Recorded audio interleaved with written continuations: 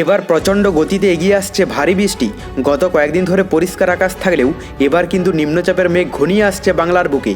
কিন্তু ঠিক কোন এলাকায় নিম্নচাপের মেঘ ঘনিয়ে আসবে এবং কোন দিকেই বা ভারী বৃষ্টি হবে তা নিয়ে এই ভিডিওতে আপনাদেরকে বিস্তারিতভাবে জানিয়ে দেব। আপনি ভিডিওটি অবশ্যই শেষ পর্যন্ত দেখবেন। ভিডিওটি ভালো লাগলে একটি লাইক করবেন, আর এইরকমই লেটেস্ট ও হেল্পফুল ভিডিওগুলি সবার প্রথম দেখার জন্য আমাদের চ্যানেলটিকে সাবস্ক্রাইব করে পাশের বেল আইকনটি বাজিয়ে দেবেন। চলুন এক নজরে দেখে নেওয়া যাক। শীত কাঁপুনি ধরিয়েছে আর কাঁদিয়ে ছাড়বে গরম, এমনই পূর্বাভাস দিয়েছে ভারতে মৌসুম ভবন। তাদের মতে মার্চ থেকে মে পর্যন্ত গরমে নাজেহাল হবে দেশের অধিকাংশ জায়গা। তাও মার্চে পরিস্থিতি কিছুটা ঠিকঠাক থাকবে, কিন্তু এপ্রিল ও মেতে জ্বালিয়ে পুড়িয়ে খাক করে দেবে গরম। যে তালিকায় গাঙ্গেয় পশ্চিমবঙ্গও আছে। সাধারণত গড়ে যত সংখ্যক দিনে তাপপ্রবাহ চলে তার থেকে বেশি দিন এবার মারাত্মক গরম পড়ার আশঙ্কা আছে দক্ষিণবঙ্গের জেলাগুলিতে।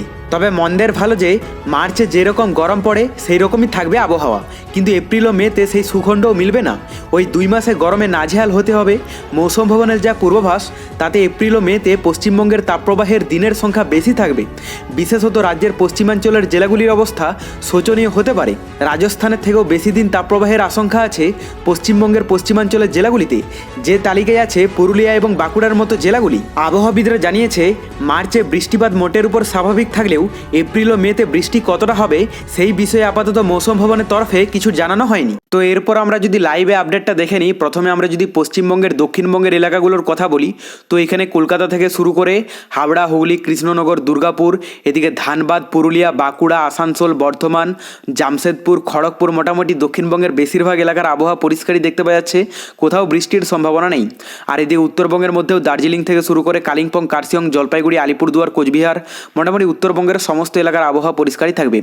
বাংলাদেশের মধ্যে সমুদ্র উপকূলবর্তী এলাকা এবং ভিতরের এলাকার মধ্যে কোথাও বৃষ্টির সম্ভাবনা দেখতে পাওয়া যাচ্ছে না।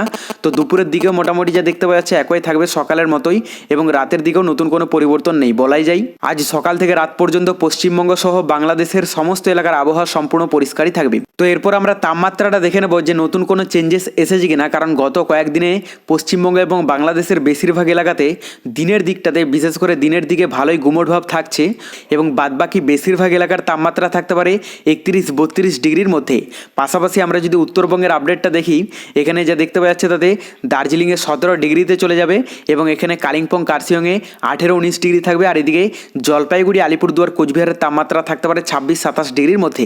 বাংলাদেশের মধ্যে যা দেখতে পাওয়া যাচ্ছে তাতে সমুদ্র উপকূলবর্তী এলাকা এবং ভিতরের এলাকার মধ্যে অধিকাংশ এলাকার তাপমাত্রা থাকতে পারে 27 ডিগ্রি থেকে শুরু করে 28-29 ডিগ্রি পর্যন্ত। তবে সব থেকে বেশি থাকবে ঢাকাতে 32 ডিগ্রি।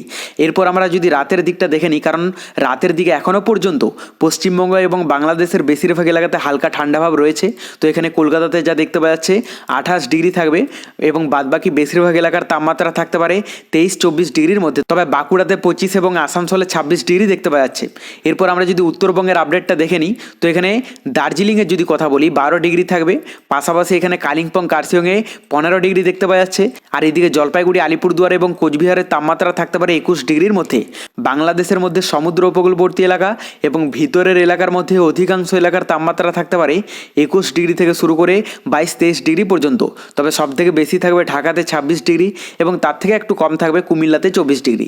বাদবাকি সমুদ্র উপকূলবর্তী এলাকাগুলোতে 24-25 ডিগ্রির মধ্যেই দেখতে পাওয়া যাচ্ছে। তো বলাই যায় এরপর থেকে মোটামুটি পশ্চিমবঙ্গ, বাংলাদেশে রাতের দিকেও কিন্তু ঠান্ডার ভাবটা অনেকটা অংশেই কমে যাবে। তবে এই মুহূর্তে যদি বঙ্গোপসাগরের আপডেটটা দেখা যায়, এখন বঙ্গোপসাগরে নতুন কোনো সিস্টেম বা দুর্যোগ নেই, যার প্রভাবে পশ্চিমবঙ্গ, বাংলাদেশে নতুন কোনো ইফেক্ট পড়তে দেখতে পাওয়া যাচ্ছে না।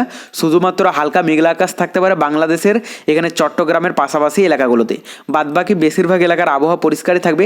আর এদিকে পশ্চিমবঙ্গের মধ্যে শুধুমাত্র উত্তরবঙ্গের কিছু এলাকা আছে যেগুলোতে হালকা মেঘলা আকাশ থাকতে পারে, কিছুটা হালকা বৃষ্টিও সম্ভাবনা রয়েছে।